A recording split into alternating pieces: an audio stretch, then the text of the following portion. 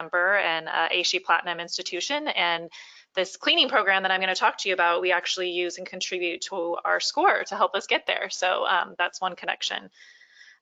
So where do I sit in the university? So for those of you who don't know, Stanford is actually a largely residential campus. We're one of the largest, while we may not have the largest student population, we have one of the largest amounts of residents that actually live on our campus. We house 15,000 students on our core campus and 319 buildings that are just housing dining, catering, cafe type facilities. So this is the area I work. We're about a third of the campus, the 319 buildings. I oversee 525 lease spaces.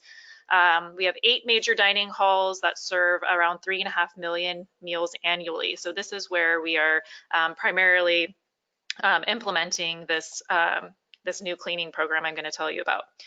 So at a very high level, Stanford has many sustainability goals. We're trying to be 100% renewable electricity by 2021, carbon free by 2025, zero waste campus by 2030, which actually these cleaning goals actually support. And then most specifically to this, you'll see down there on the lower right, we plan to be 100% ozone-based cleaning by 2025 across our system. And so that's the goal that I'm going to be talking about how we're meeting today. So what is ozone cleaning? So what you see on the screen here is completely my kind of viewpoint on this and my definition, I would say. So I see kind of, this is the spectrum of cleaning product on the market. So on one end, you have traditional cleaning chemicals, which hopefully you guys can all imagine those because I don't want to mention any.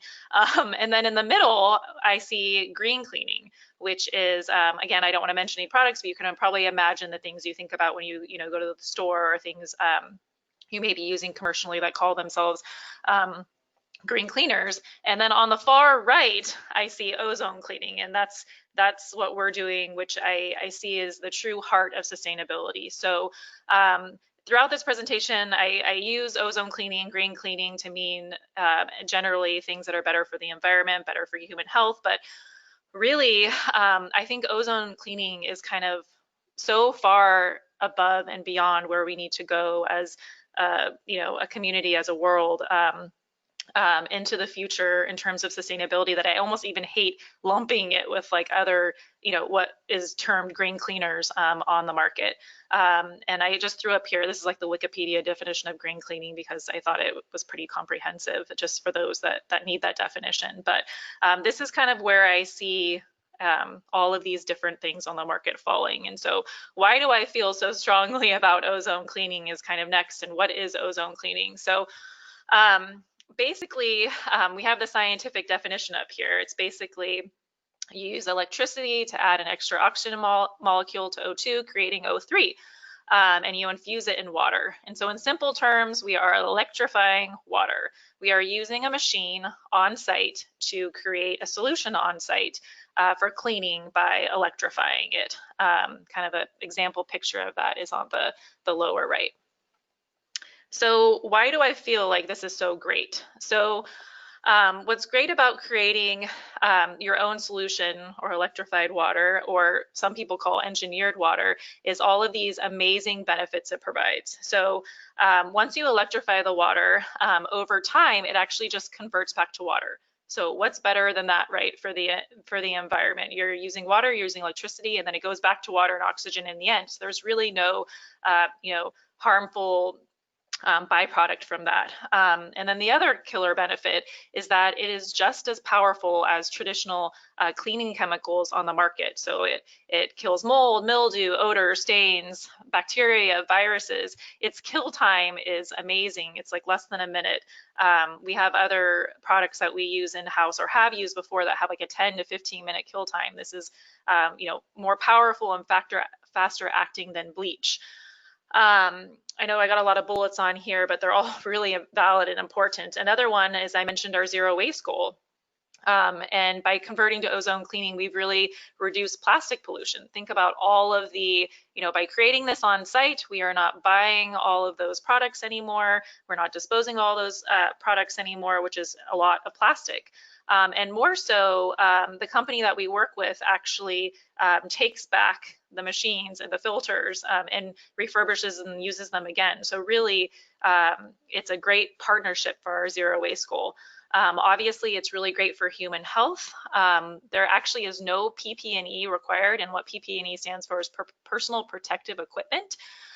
We actually still ask our custodians to wear gloves and eye protective equipment, but it's awesome because we don't have to worry about them harming themselves by using it. If it touches their skin or gets in their eye, there really is no harmful side effect, but we still ask them to wear it regardless. There's no smell to it, and I put that in quotes because if you compare the smell of it to any other cleaner on the market, a normal person would say there's no smell. But once you use it for a while, you can kind of see like a very faint smell. So I don't want to say there's no smell, but really when you compare it to everything else out there, there is no smell. And then the other beautiful thing is that it's completely multi-purpose. You can use it on everything from toilets to mirrors to glass to toilets to showers to carpet. It can even be a laundry detergent. It's pretty crazy. So one of the great things it did was it completely reduced our training needs and risks around using chemicals with our custodians. So the picture you see here on the left is our traditional cleaning cart. And at the time I started this over 5 years ago, we found in our inventory, we had well over 30 different types of chemical solutions that people were using. This looks like a very typical cart. You see probably like 16 different things, one thing for windows, one thing for toilets, one thing for glass, one thing for, everything. And you can imagine what it was like inventorying these, keeping track of these, all of the hazardous waste disposal surrounding these. So when we adopted ozone cleaning, we basically went down to 2 solutions, and that's all people needed to remember and know about. So on the right here, you see we have one solution, which is a multi-purpose for everything that I mentioned that it can do. And then on the right, the blue is a degreaser. So the only thing that this ozone cleaning solution doesn't do is degrease.